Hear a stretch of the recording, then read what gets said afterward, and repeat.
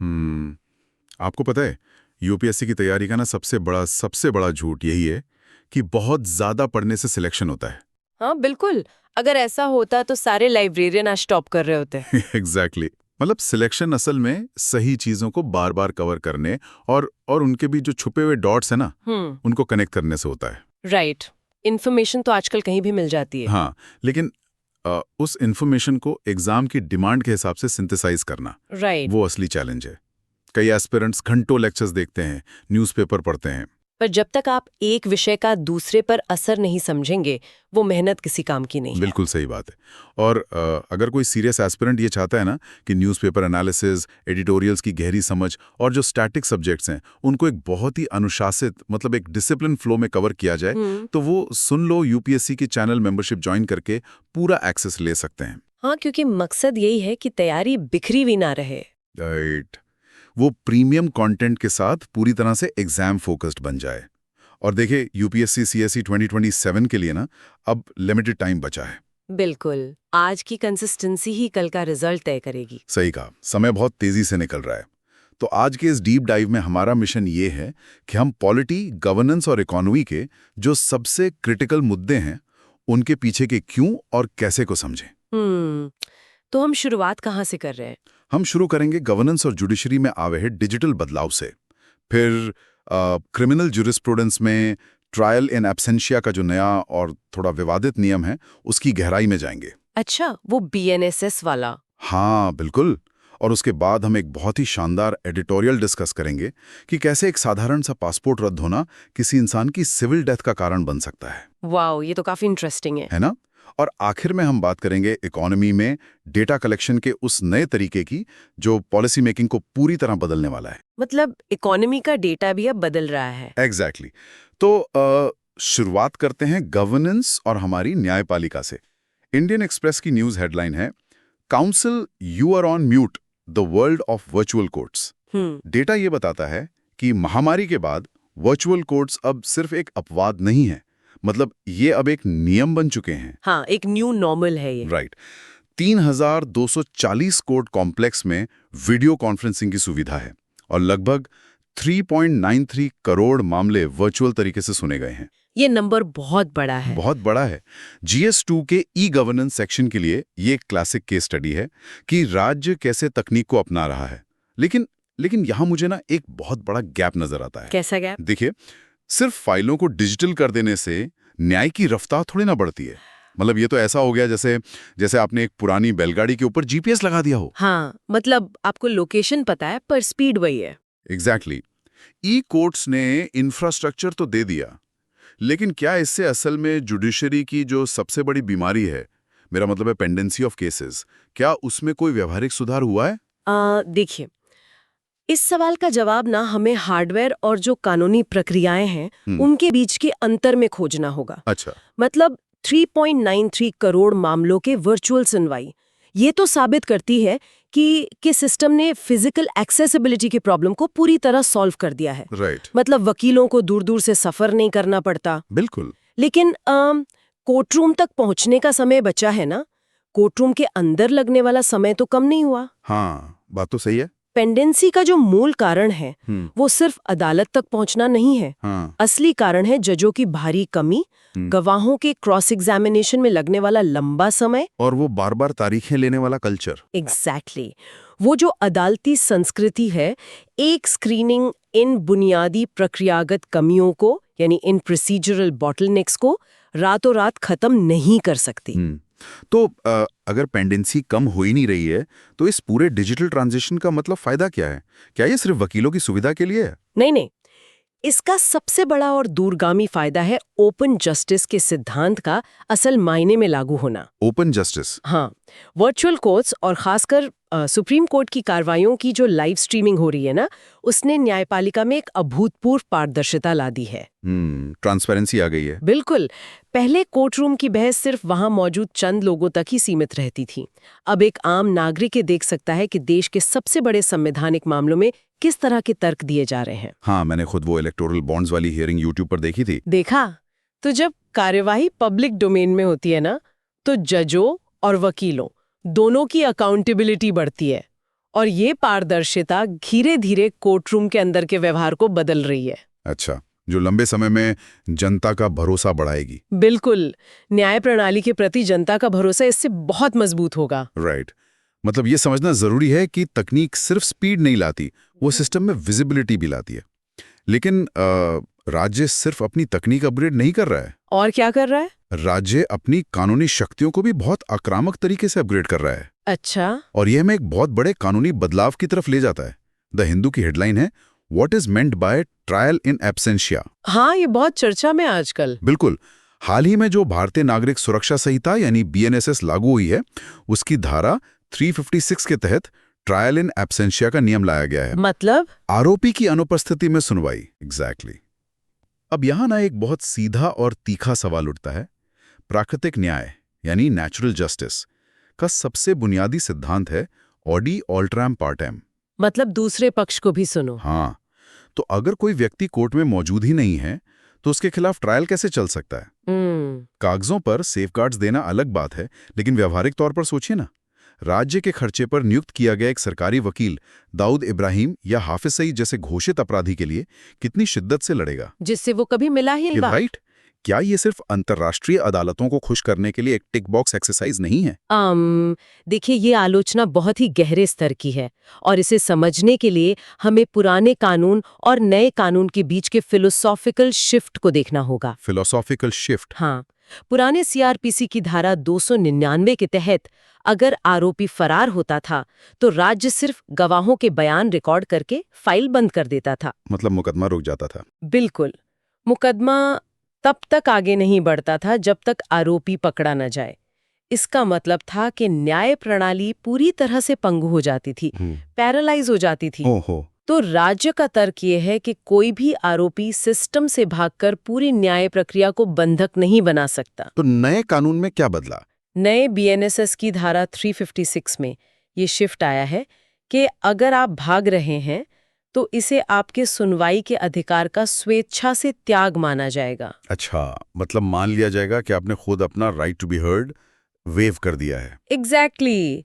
जहां तक राज्य द्वारा नियुक्त वकील की बात है तो हाँ, ये एक वैलिड कंसर्न है कि वो वकील कितना प्रभावी होगा, लेकिन इसे एक बड़े मैकेनिज्म के तहत देखना होगा। कैसे? ये प्रावधान आम अपराधियों के लिए नहीं है, ये विशेष रूप से उन घोषित अपराधियों यानी प्रोक्लेम्ड ऑफेंडर्स के लिए है जो देश के बाहर शरण लेकर बैठे। मतलब सारा फोकस उस अंतर्राष्ट्रीय एंगल पर है जिसे हम अक्सर इग्नोर कर देते हैं।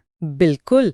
असल में होता क्या है कि जब भारत किसी देश से ऐसे भगोड़े अपराधियों के प्रत्यर्पण की मतलब एक्सट्रेडिशन की मांग करता है ना, तो विदेशी अदालतें अक्सर कहती हैं कि भारत में इन पर कोई सजा मुकर्रर नहीं हुई है, सिर्फ आरोप है। ओहो, मतलब कन्विक्शन नहीं है तो वो वापस नहीं भेजते। एग्जैक्टली। तो ट्रायल इन एब्सेंशिया के जरिए भारतीय अदालतें अब पूरी सुनवाई करके इन्हें औपचारिक रूप से दोषी ठहरा सकेंगी। वाह! तो जब भारत किसी देश के पास एक कन्विक्शन ऑर्डर लेकर जाएगा तो प्रत्यर्पण की प्रक्रिया बहुत मजबूत हो जाएगी। हाँ, तो प्राकृतिक न्याय के नजरिए से ये एक समझौता जरूर है, लेकिन राष्ट्रीय सुरक्षा और पीड़ितों को न्याय दिलाने के नजरिए से राज्य ने इसे एक नेसेसरी ईवल माना है। जरूरी बुराई, समझ गया। यानी राज्य ये तय कर रहा है कि कुछ मामलों में प्रक्रिया से ज्यादा जो आउटकम है वो महत्वपूर्ण है। बिल्कुल। लेकिन देखिए, राज्य की ये शक्ति न सिर्फ अपराधियों तक सीमित नहीं है। और कहाँ जा रही है ये शक्ति? ये एक आम नागरिक के अस्तित्व और उसकी गरिमा तक पहुंच सकती है। और इसी से जुड़ता है हमारा अगला मुद्दा। अच्छा। इंडियन एक्सप्रेस की हेडलाइन है, पासपोर्ट और document to regulate departure of Indian citizens from country MEA। हाँ, विदेश मंत्रालय का स्टेटमेंट था ये। बिल्कुल। उनका साफ कहना है कि भारत से बाहर जाने को सिर्फ पासपोर्ट अधिनियम 1967 रेगुलेट करता है। लेकिन इसके पीछे की जो कहानी है ना, वो बहुत गहरी है। क्या कहानी है? इसी कॉन्टेक्स्ट में हम एक बेहद शानदार एडिटोरियल का विश्लेषण करेंगे। मैं टाइटल पढ़ देता हूं। Editorial title, one deletion and cascading civil disabilities. Newspaper name, Indian Express. इस एडिटोरियल में OCI कार्ड धारकों यानी ओवरसीज सिटीजन ऑफ इंडिया और पासपोर्ट रद्द होने से पैदा होने वाले कैस्केडिंग इफेक्ट की बात की गई है। अच्छा, कैस्केडिंग इफेक्ट। हाँ, अब देखिए, मेनका गांधी केस 1978 ने स्पष्ट किया था कि विदेश यात्रा का अधिकार अनुच्छेद 21 के तहत मौलिक अधिकार का हिस्सा है। बिल्कुल। तो अगर पासपोर्ट एक्ट के तहत कोई ब्यूरोक्रेट सिर्फ एक प्रशासनिक हस्ताक्षर से किसी का ओसीआई कार्ड या पासपोर्ट रद्द कर दे, तो वो व्यक्ति रातों रात सिविल डेथ का शिकार हो जाता है। ये तो है।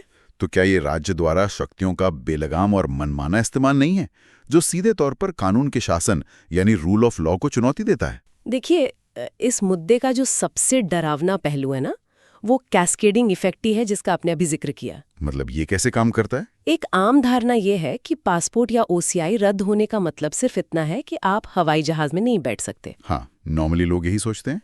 लेकिन इसका असली मैकेनिज्म समझिए।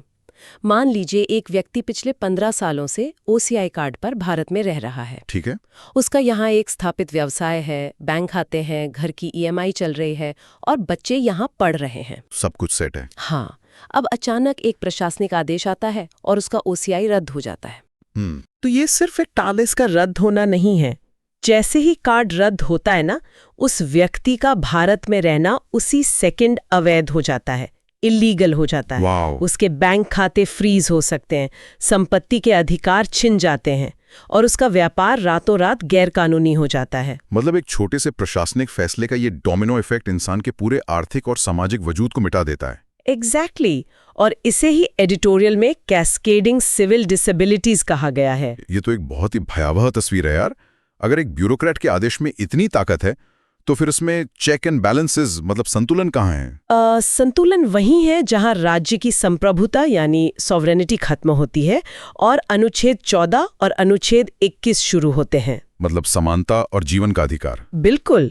राज्य को निस्संदेह ये संप्रभु अधिकार है कि वो तय करे कि देश की सीमाओं के अंदर कौन आएगा और कौन बाहर जाएगा। राइट। पासपोर्ट एक्ट इसी का तो प्रतिनिधित्व करता है। हाँ, लेकिन प्रोसीजर एस्टैब्लिश्ड बाय लॉ की मांग ये है कि वो प्रक्रिया उचित, न्यायसंगत और पारदर्शी होनी चाहिए। Fair, just and reasonable. मतलब बिना कारण बताए आप किसी का जीवन तबाह नहीं कर सकते। एग्जैक्टली। अगर बिना कोई ठोस कारण बताए या बिना सुनवाई का मौका दिए किसी का जीवन इस तरह सिविल डेथ में धकेल दिया जाता है, तो ये शक्तियों का दुरुपयोग है। तो एडिटोरियल भी शायद इसी जवाबदेही की मांग कर रहा है। हाँ, एडिटोरियल इसी प्रशासनिक जवाबदेही की मांग कर रहा है कि राष्ट्रीय सुरक्षा के नाम पर आप इतने अपारदर्शी फैसले नहीं ले सकते। ये GS2 के फंडामेंटल राइट्स और एग्जीक्यूटिव ओवररीच के लिए एक बहुत ही धारदार तर्क है। बिल्कुल है। अच्छा, कानूनी अधिकारों और राज्य की शक्तियों के इस संतुलन के बाद अब हमें उस ढांचे की तरफ चलना चाहिए जिस पर ये पूरा देश खड़ा है। मतलब हमारी इकोनॉमी। हाँ, हमारी इकोनॉमी। और यहाँ भी ना राज्य की चीजों को नापने और कंट्रोल करने की क्षमता में एक बहुत बड़ा शिफ्ट आ रहा है। अच्छा। इंडियन एक्सप्रेस में 2 महत्वपूर्ण हेडलाइंस हैं। पहली, hotels eateries clock 35% growth, rails subdued, new services data. और दूसरी, food price surge pushes WPI inflation to nearly 10% in June। ये इन्फ्लेशन वाला तो काफी सीरियस है। हाँ, तो हुआ क्या है कि सांख्यिकी मंत्रालय यानी MOSPI ने पहली बार इंडेक्स ऑफ सर्विस प्रोडक्शन या ISP का ट्रायल शुरू किया है। अच्छा, सर्विस सेक्टर के लिए नया इंडेक्स। हाँ, अब तक हमारे पास मैन्युफैक्चरिंग को नापने के लिए IIP होता था, index of industrial production. Right. अब मैन्युफैक्चरिंग को नापना तो ईंटें गिनने जैसा है। मतलब आप देख सकते हैं कितनी गाड़ियां बनी, कितना स्टील बना। बिल्कुल फिजिकल चीजें हैं। लेकिन सर्विसेज को नापना, जो हमारी इकोनॉमी का लगभग आधा हिस्सा है, वो उस घर के आर्किटेक्चर की क्वालिटी नापने जैसा है, जो पूरी तरह से अदृश्य है, इनविजिबल है। नाप लेगा। मतलब इसका मैकेनिज्म क्या है और ये पुराने तरीकों से अलग कैसे है? देखिए, अर्थव्यवस्था को मापने की दिशा में ना, ये एक ऐसा बदलाव है जिसका इंतजार दशकों से था। आपने जो ईंटें और आर्किटेक्चर वाली एनालॉजी दी, वो बिल्कुल सटीक है। शुक्रिया। सर्विस सेक्टर की सबसे बड़ी चुनौती उसका डेटा नाइटमेयर होना है। Data nightmare? हाँ, मतलब एक डॉक्टर की OPD या एक IT इंजीनियर की कोडिंग या किसी छोटे से ढाबे पर बिकने वाले खाने का कोई भौतिक उत्पादन तो होता नहीं है। हाँ, जिसे आप गोदाम में गिन सके। एग्जैक्टली।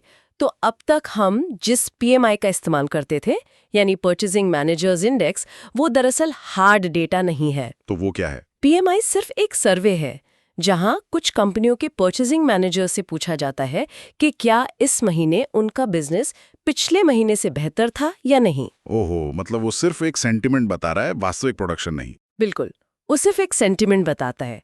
इसके विपरीत ये जो नया ISP इंडेक्स है ना, ये GVA यानी ग्रॉस वैल्यू एडेड और GST कलेक्शन जैसे हार्ड डेटा पॉइंट्स का इस्तेमाल करेगा। अच्छा, मतलब पक्के आंकड़े। हाँ, एक मासिक सूचकांक बनाएगा। जैसे इस ट्रायल में साफ दिखा कि होटल्स और रेस्टोरेंट्स में 35% की ठोस वृद्धि हुई है। और रेलवे पैसेंजर ट्रैफिक धीमा रहा है, जैसा हेडलाइन में था। एग्जैक्टली। तो ये हवाई बातें नहीं है, ये वास्तविक आर्थिक गतिविधि का परिमाण है, क्वांटिफिकेशन है। ये तो बहुत बढ़िया है।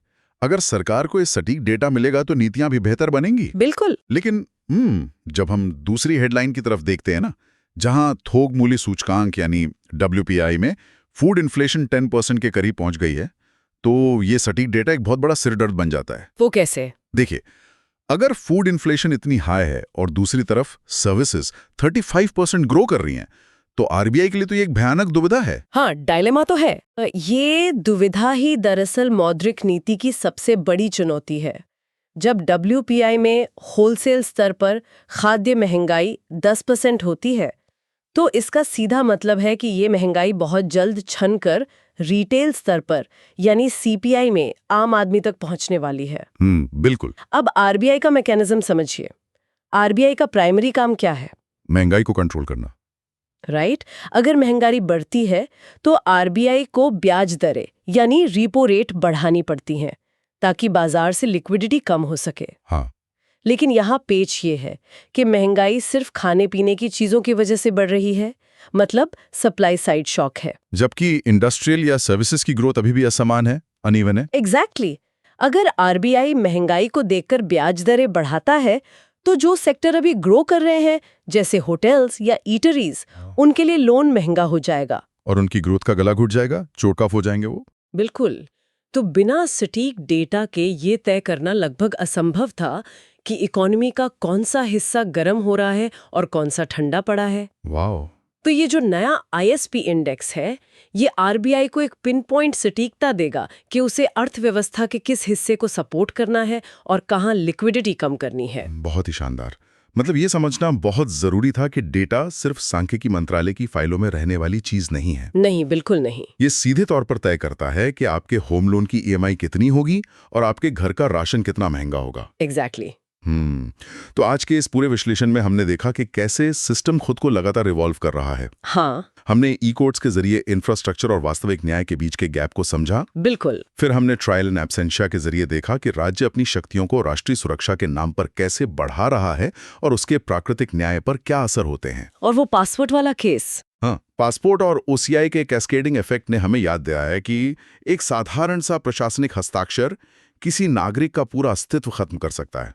Civil death. राइट। और अंत में मॉस्पी का नया सर्विसेज डेटा और महंगाई का बढ़ता ग्राफ ये बताता है कि इकोनॉमी को चलाने के लिए सिर्फ नियत नहीं, सटीक मैकेनिज्म की जरूरत होती है। सही बात है। तो इन सब के बीच मैं एस्पिरेंट्स को एक बहुत ही गहरे सवाल के साथ छोड़ना चाहता हूं। देखिए, आज हमने देखा कि ई-कोर्ट्स और नए कानूनों के जरिए ना न्याय की प्रक्रिया को तकनीक के साथ जोड़ने की कोशिश हो रही है। हाँ, डिजिटल ट्रांजिशन हो रहा है। और डेटा कलेक्शन को भी नए इंडेक्स के जरिए परफेक्ट बनाया जा रहा है। तो अगर सब कुछ इतना ही डेटा ड्रिवन हो रहा है, तो भविष्य में एक ऐसा सिनेरियो सोचिए जहां न्यायपालिका के फैसले आर्टिफिशियल इंटेलिजेंस लेने लगे। ओहो, AI जजेस। हाँ, अगर एक मशीन सारे कानूनी डॉक्यूमेंट्स और सबूतों का विश्लेषण कर सेकंड्स में फैसला सुनाने लगे, तो क्या वो न्याय होगा? ये तो बहुत ही प्रोवोकेटिव थॉट है ना? क्या AI कभी इंसानी संदर्भों, मतलब ह्यूमन कॉन्टेक्स्ट, दया और फेयर ट्रायल की हमारी मूल समझ को रिप्लेस कर पाएगा? इस पर जरूर सोचिएगा। बिल्कुल, सोचने वाली बात है। तो आज के इस डीप डाइव में जुड़ने के लिए धन्यवाद। तैयारी में कंसिस्टेंसी बनाए रखना ही असली कुंजी है, क्योंकि यही आज की मेहनत को कल के परिणाम में बदलेगी। मिलते हैं अगले सेशन में। अब नजर डालते हैं इंटरनेशनल रिलेशंस पर। क्या कभी सोचा है कि समंदर के एक बहुत ही संकरे से रास्ते पर अटका एक जहाज हमारे देश में पेट्रोल की कीमत और महंगाई कैसे तय कर सकता है? बिल्कुल। या फिर देखिए कैसे एक जंपिंग जीन भविष्य के बायोलॉजिकल वॉरफेयर का हथियार बन सकता है। आज की इस चर्चा में ना हम इन्हीं सब मुद्दों की गहराई में जाएंगे। हाँ, और सिविल सर्विसेज की तैयारी में सबसे बड़ी चुनौती सिर्फ खबरों को पढ़ना नहीं है, मतलब उन बिखरे हुए फैक्ट्स को जोड़कर एक बड़ी पिक्चर देखना होती है। आज की इस डीप डाइव का मेन मकसद यही है कि डिप्लोमेसी, स्पेस टेक और सोशल जस्टिस से जुड़े उन कॉम्प्लेक्स टॉपिक्स को डिकोड किया जाए जो एग्जाम के लिए बहुत जरूरी हैं। तो बिना वक्त गवाए सीधे मुद्दे पर आते हैं। वेस्ट एशिया में टेंशन अभी अपने पीक पर है। खबर आ रही है कि यूएस और ईरान के बीच बढ़ते तनाव के चलते ना स्ट्रेट ऑफ हॉर्मूज के पास 3 कमर्शियल टैंकर्स पर हमले हुए हैं। ओह, हाँ, और इनमें एमटी अली बहाया और एमटी मुम्बासा शामिल हैं। और एक और बहुत ही डिस्टर्बिंग रिपोर्ट आई है जिसमें एक पुराने ब्लास्ट के दौरान 12 भारतीय कामगारों की जान जाने का भी जिक्र है। देखिए ये जो डेवलपमेंट्स है ना, ये ग्लोबल इकोनॉमी के लिए किसी बुरे सपने से कम नहीं है। स्ट्रेट ऑफ हॉर्मूज कोई नॉर्मल सी रूट नहीं है, ये दुनिया के सबसे इम्पॉर्टेंट चोक पॉइंट्स में से एक है। राइट। चोक पॉइंट का बेसिकली मतलब है एक ऐसा संकरा रास्ता जहां से अगर शिप्स की मूवमेंट रोक दी जाए तो पूरी ग्लोबल सप्लाई चेन धराशायी हो सकती है। ये रास्ता पर्शियन गल्फ और गल्फ ऑफ ओमान को जोड़ता है। वही तो। और यहाँ सबसे हैरान करने वाली बात ये सामने आई कि एक पुराने यूएस प्रेसिडेंट ने प्रपोज किया था कि इस स्ट्रेट से गुजरने वाले शिप्स पर 20% फुल ब्लॉकेट फी लगा दी जाए। अच्छा। हाँ, हालांकि बाद में वो बैकआउट कर गए। लेकिन सोचिए, दुनिया का लगभग 20% तेल यहीं से निकलता है।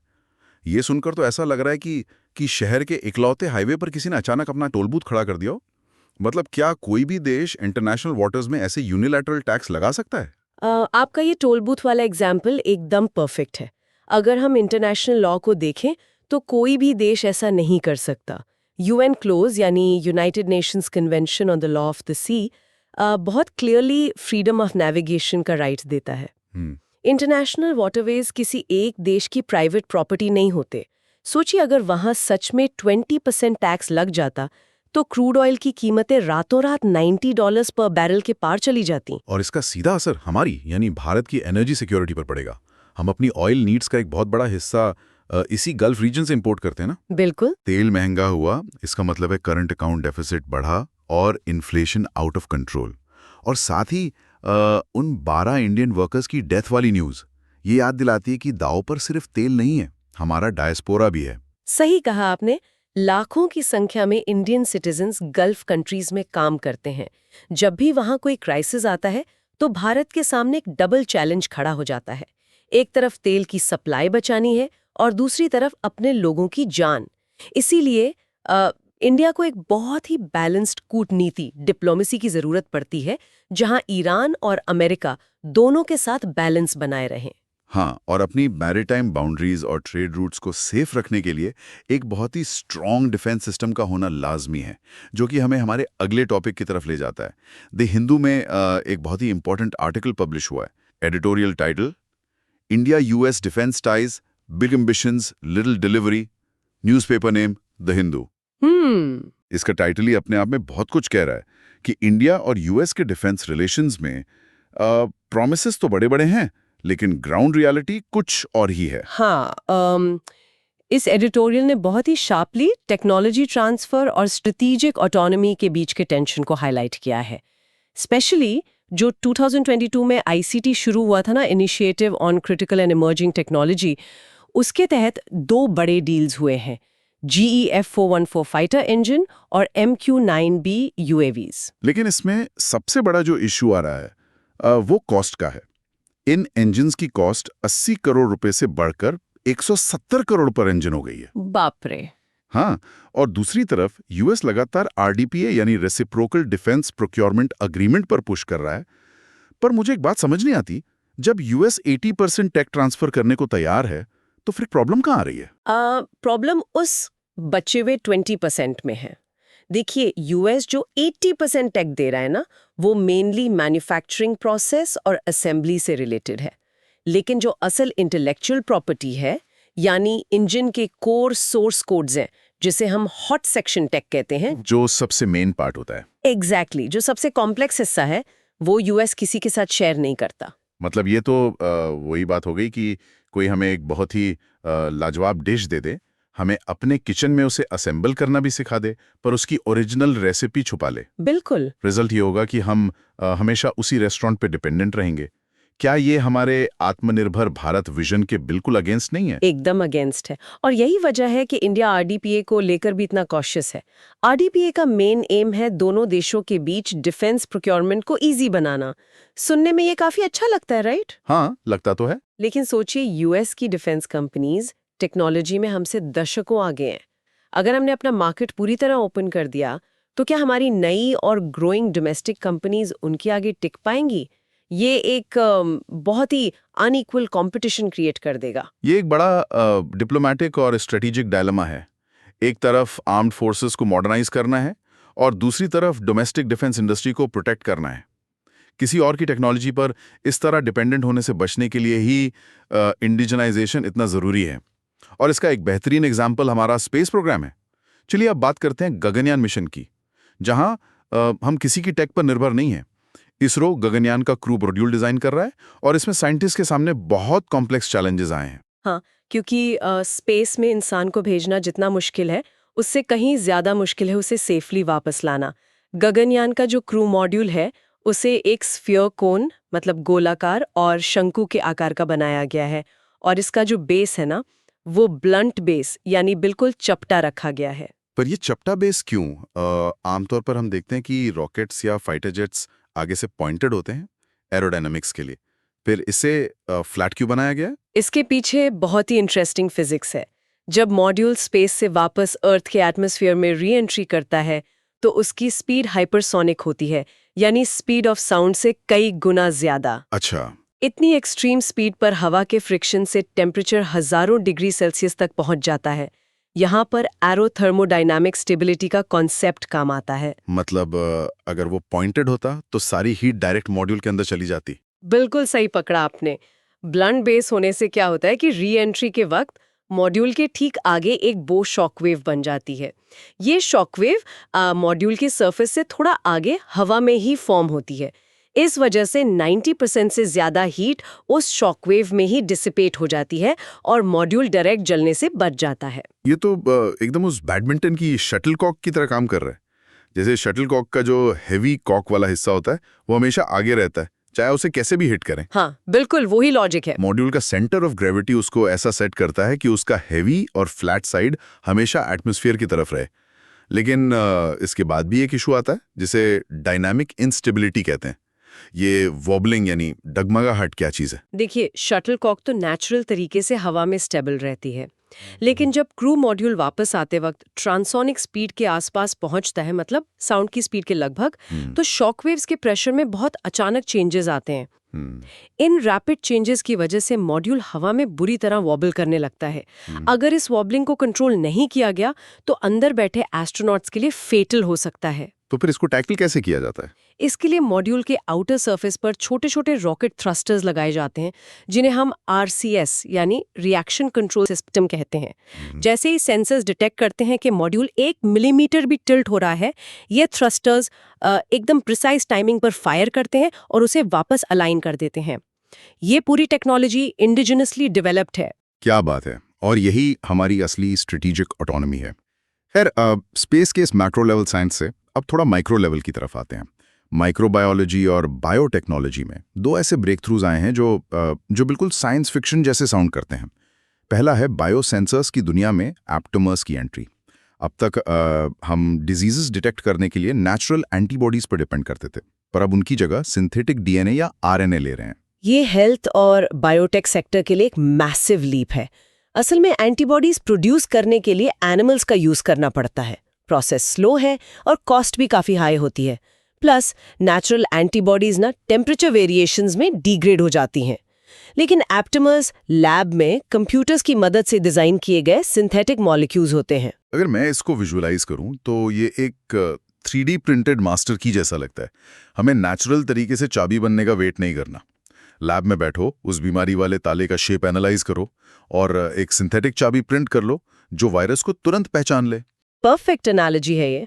एप्टेमर्स काफी सस्ते होते हैं, हाई टेम्परेचर्स पर स्टेबल रहते हैं और सेप्सिस जैसी फेटल कंडीशन जिसमें बॉडी का इम्यून सिस्टम ही ऑर्गन्स पर अटैक करने लगता है, उसको मिनट्स में डिटेक्ट कर सकते हैं। अगर हम इन एप्टेमर्स को क्रिस्पर जैसी जीन एडिटिंग टेक के साथ कंबाइन कर दें तो फ्यूचर में किसी भी नई पैंडेमिक का डायग्नोस्टिक किट लिटरली कुछ दिनों में बनाया जा सकता है। वाह! और जब जीन्स की बात हो ही रही है तो दूसरी बड़ी खबर और भी ज्यादा शॉकिंग है। मैक्स प्लैंक इंस्टीट्यूट के साइंटिस्ट ने पहली बार हॉरिजॉन्टल जीन ट्रांसफर यानी इन जंपिंग जीन्स को अपनी आंखों के सामने लाइव एक्ट करते हुए देखा है। हाँ, ये सच में ग्राउंड ब्रेकिंग है। उन्होंने ऑब्जर्व किया कि जब एक प्रेडेटर माइक्रोब अपने प्रे यानी शिकार को खा रहा था, तो शिकार के अंदर से एक इंट्रॉन, जो कि आरएनए का हिस्सा होता है, वो निकलकर सीधे प्रेडेटर के डीएनए में कूद गया। ये ना बायोलॉजी के हमारे कन्वेंशनल थ्योरीज को कंप्लीटली चैलेंज करता है।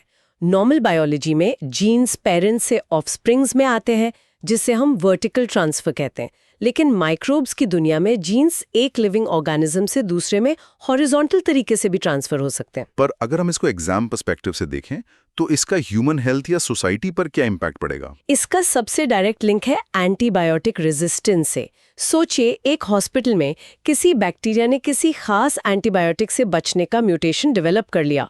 अब ये जंपिंग जीन्स क्या करेंगे? वो ट्रेड पास कर देंगे। एग्जैक्टली वो सुपर पावर वाला जीन उस बैक्टीरिया से निकलेगा और किसी बिल्कुल डिफरेंट टाइप के बैक्टीरिया में जंप कर जाएगा। इस तरह से देखते देखते पूरा हॉस्पिटल सुपर बग्स का हॉटस्पॉट बन सकता है। इन फ्यूचर मेडिसिन्स को डेवलप करने के लिए इस मैकेनिज्म का एविडेंस मिलना बहुत जरूरी था। और ऐसी एडवांस स्टेयर की रिसर्च हमारे देश में तभी पॉसिबल है जब यहाँ का रिसर्च इकोसिस्टम उस लेवल का हो। अब तक हमने जो भी चर्चा की, चाहे एप्टेमर्स हो या जीन एडिटिंग, ये लैब के बाहर तभी आएंगे जब पॉलिसीज उन्हें सपोर्ट करेंगी, जो कि हमें draft national health research policy की तरफ ले जाता है। बिल्कुल। देखिए, इंडिया के रिसर्च इकोसिस्टम में ना एक बहुत बड़ी प्रॉब्लम रेड टेपिज्म और रेगुलेटरी डिलेज की रही है। आज अगर कोई साइंटिस्ट किसी नई डिजीज पर क्लिनिकल ट्रायल करना चाहे तो अप्रूवल्स के लिए कई डिपार्टमेंट्स के चक्कर काटने पड़ते हैं। फाइल्स फ्रीक्वेंटली दिल्ली में आईसीएमआर हेडक्वार्टर्स आती हैं और महीनों वहां पड़ी रहती हैं। तो इस नए ड्राफ्ट पॉलिसी में ऐसा क्या प्रपोज किया गया है जो इस बॉटलनेक को क्लियर कर सके? इसमें एक 3 टियर गवर्नेंस स्ट्रक्चर का प्रस्ताव रखा गया है। टॉप लेवल पर डिपार्टमेंट ऑफ हेल्थ रिसर्च यानी DHR होगा, जो ब्रॉड पॉलिसीज बनाएगा। मिडिल लेवल पर ICMR होगा, जो नेशनल गाइडलाइन सेट करेगा।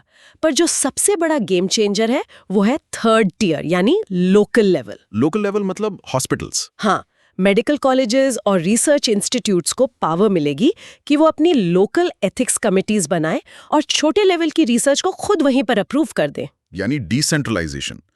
पर क्या सिर्फ स्ट्रक्चर चेंज करने से रिजल्ट मिल जाएगा? क्योंकि हमने देखा है कि इंस्टीट्यूशनल ऑटोनॉमी जब तक ग्राउंड पर नहीं होती, सिर्फ फंड्स दे देने से अच्छी रिसर्च नहीं निकल आती। साइंटिस्ट को फ्रीडम चाहिए। इस पॉलिसी ड्राफ्ट में इस बात पर भी काफी जोर दिया गया है कि पेशेंट्स के बायोलॉजिकल डेटा की प्राइवेसी यानी एथिक्स और डेटा गवर्नेंस को मेंटेन करते हुए उसे रिसर्चर्स को सीमलेसली कैसे अवेलेबल करवाया जाए। अगर ये इफेक्टिवली इम्प्लीमेंट होता है तो पब्लिक हेल्थ रिसर्च के लिए ये मैसिव शिफ्ट होगा। चलिए अब थोड़ा गियर चेंज करते हैं और सीधे प्रीलिम्स एग्जाम के नजरिए से कुछ क्विक और इंपॉर्टेंट फैक्ट्स पर नजर डालते हैं। ये ऐसे फैक्ट्स हैं जिन्हें नोट्स में डायरेक्ट ऐड किया जा सकता है। राइट, तो शुरुआत करते हैं एक काफी यूनिक डिस्कवरी से, कॉस्मिक शुगर, जिसे टेक्निकली एरिथ्रोलॉस कहते हैं। और साइंटिस्ट ने हाल ही में स्पेस से गिरे मीटियोराइट्स में ये एरिथ्रोल्यूज नाम की कॉम्प्लेक्स शुगर खोजी है। ये फैक्ट इसलिए इंपॉर्टेंट है क्योंकि ये एक तरह से एविडेंस है कि लाइफ के बेसिक बिल्डिंग ब्लॉक्स जैसे कि ऑर्गेनिक मॉलिक्यूल्स स्पेस में नेचुरली एग्जिस्ट करते हैं, और शायद अर्ली अर्थ पर लाइफ इन्हीं मीटियोराइट्स के आने से शुरू हुई होगी। दूसरा क्विक फैक्ट मैपिंग के लिए है, स्ट्रेट ऑफ हॉर्मोन्स। मैप में इसकी एग्जैक्ट लोकेशन ध्यान में रखिए। ये पर्शियन गल्फ को गल्फ ऑफ ओमान और आगे अरेबियन सी से जोड़ता है। इसके नॉर्थ में ईरान पड़ता है और साउथ में ओमान का मुसांदम पेनिनसुला और UAE है। और तीसरा फैक्ट है एप्टेमर्स वर्सेस एंटीबॉडीज का। अगर प्रीलिम्स में स्टेटमेंट बेस्ड क्वेश्चन आता है तो क्लियर रखना है कि एप्टेमर्स लैब में बनाए गए सिंथेटिक DNA RNA होते हैं। ये नेचुरल एंटीबॉडीज के कंपैरिजन में ज्यादा स्टेबल, सस्ते और इजीली स्केलेबल हैं, जबकि एंटीबॉडीज बायोलॉजिकली एनिमल्स में प्रोड्यूस होती हैं और प्रोटीन्स पर बेस्ड होती हैं। परफेक्ट। प्रीलिम्स के बाद अब बात करते हैं मेंस की। आज हमने जितने भी टॉपिक्स डिस्कस किए हैं उन्हें एक वाइडर पर्सपेक्टिव में रखकर अगर एक आंसर फ्रेमवर्क रेडी करना हो तो आज का प्रैक्टिस क्वेश्चन कुछ इस तरह से फ्रेम किया जा सकता है। वैश्विक ऊर्जा सुरक्षा और भारत के भू राजनीतिक हितों के लिए स्ट्रेट ऑफ हॉर्मुज के रणनीतिक महत्व का परीक्षण करें। हालिया वेस्ट एशियन तनाव का भारत के डायस्पोरा और मैरीटाइम ट्रेड पर क्या प्रभाव पड़ सकता है, चर्चा करें। इस क्वेश्चन को अप्रोच करने के लिए एक मल्टी डायमेंशनल फ्रेमवर्क चाहिए। इंट्रोडक्शन में आप चोक पॉइंट्स को डिफाइन कर सकते हैं और UNCLOS के फ्रीडम ऑफ नेविगेशन प्रिंसिपल को मेंशन करें। फिर बॉडी पैराग्राफ में डेटा यूज करें, जैसे कि ग्लोबल ऑयल का 20% यहाँ से ट्रांजिट होता है। इंडिया के कॉन्टेक्स्ट में चाबहार पोर्ट की स्ट्रेटेजिक वैल्यू और US ईरान के बीच हमारा डिप्लोमेटिक टाइट रोप वॉक एक्सप्लेन करें। और जब इम्पैक्ट वाले हिस्से पर आएं तो सिर्फ इकोनॉमी या करंट अकाउंट डेफिसिट पर ही ना रुकें। वहाँ ऑपरेशन संकल्प जैसे नेवल मिशंस का जिक्र करें और डेफिनेटली गल्फ में रहने वाले मिलियंस ऑफ इंडियंस की सेफ्टी को as a primary concern highlight करें। कंक्लूजन में डिप्लोमेटिक डायलॉग्स और इंटरनेशनल लॉज के एडहेरेंस पर फोकस होना चाहिए। एग्जैक्टली। चलिए, अब टाइम है टेस्ट करने का कि आज की चर्चा से कितने की कॉन्सेप्ट्स याद रहें। एक छोटा सा रैपिड फायर क्विज करते हैं। मैं रेडी हूँ। पहला सवाल, गगनयान के क्रू मॉड्यूल में ब्लंट बेस यानी चपटा आधार, इसका मेन फंक्शन क्या है? इसका मेन फंक्शन है री एंट्री के दौरान मॉड्यूल के आगे एक बो शॉकवेव क्रिएट करना, जिससे एक्सट्रीम फ्रिक्शन और हीट से स्पेसक्राफ्ट को बचाया जा सके और एरोडायनेमिक ड्रैग से उसकी स्पीड कम की जा सके। Spot on. दूसरा सवाल, साइंस और टेक के डोमेन में हाल ही में न्यूज में रहा टर्म एप्टमर्स किस चीज से रिलेटेड है? ये बायोटेक्नोलॉजी से जुड़ा है। ये सिंथेटिक DNA, RNA मॉलिक्यूल्स होते हैं जिन्हें प्रोटीन बायोसेंसर्स की तरह यूज किया जाता है, स्पेशली सेप्सिस जैसी कंडीशंस के क्विक डायग्नोसिस के लिए। और आखिरी आसान सा सवाल, ICET यानी initiative on critical and emerging technology, ये इंडिया और किस देश के बीच का एग्रीमेंट है? ये इंडिया और यूनाइटेड स्टेट्स के बीच का एक बहुत ही इंपॉर्टेंट स्ट्रेटेजिक और टेक्नोलॉजिकल पार्टनरशिप इनिशिएटिव है। एक्सीलेंट। अब अगर हम आज के इस पूरे डीप डाइव का एक निचोड़ निकालें तो मुझे लगता है तस्वीर काफी साफ हो जाती है। हाँ, देखिए, आज हमने चाहे जितने अलग अलग टॉपिक्स कवर किए हों, उनके बीच एक बहुत डीप थ्रेड है।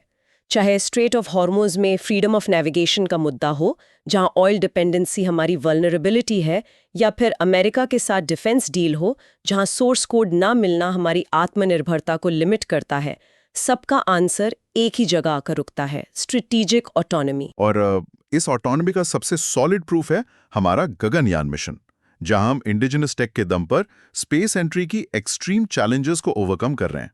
दूसरी तरफ माइक्रो लेवल पर एप्टोमर्स और हॉरिजॉन्टल जीन ट्रांसफर की फाइंडिंग्स बताती हैं कि फ्यूचर के थ्रेट्स और उनके सॉल्यूशंस दोनों बॉर्डर से ज्यादा लैबोरेटरीज पर डिपेंड करेंगे। और इसी वजह से नेशनल हेल्थ रिसर्च पॉलिसी का सिग्निफिकेंस काफी बढ़ जाता है। अगर पॉलिसी लेवल पर रेड टेप कम नहीं होगा तो हमारी लैब लेवल ऑटोनॉमी का कोई फायदा नहीं मिलेगा। एब्सोल्युटली। आज के सेशन को एंड करने से पहले मैं एक थॉट प्रोवोकिंग सवाल छोड़कर जाना चाहता हूं। आज हमने ऑयल चोक पॉइंट्स और डिफेंस हार्डवेयर पर काफी चर्चा की, पर जरा सोचिए, क्या आने वाले कल की वॉर्स सिर्फ जमीन और तेल के लिए लड़ी जाएंगी, या फिर क्रिटिकल टेक्नोलॉजी की सप्लाई चेन्स, एप्टमस जैसे बायोटेक और ह्यूमन बायोलॉजिकल डेटा के कंट्रोल पर फोकस्ड होंगी? ये एक ऐसी चीज है जिस पर एक फ्यूचर एडमिनिस्ट्रेटर को जरूर सोचना चाहिए। ये वाकई में एक बहुत ही गहरा पॉइंट है। सिविल सर्विसेज की तैयारी में यही एनालिटिकल सोच सबसे बड़ा डिफरेंशिएटर बनती है। बिल्कुल सही कहा, क्योंकि देखिए ये एग्जाम ना एक मैराथन है, कोई 100 मीटर का स्प्रिंट नहीं। सिर्फ फैक्ट्स रटने से काम नहीं चलेगा, आपको इस सेशन की तरह अलग अलग डॉट्स को कनेक्ट करना आना चाहिए। अगर आज की इस चर्चा से आपकी कंसेप्चुअल क्लैरिटी थोड़ी भी बेहतर हुई है तो इस मोमेंटम को बनाए रखें, अपने खुद के नोट्स प्रिपेयर करें और लगातार रिवाइज करते रहें। जय हिंद।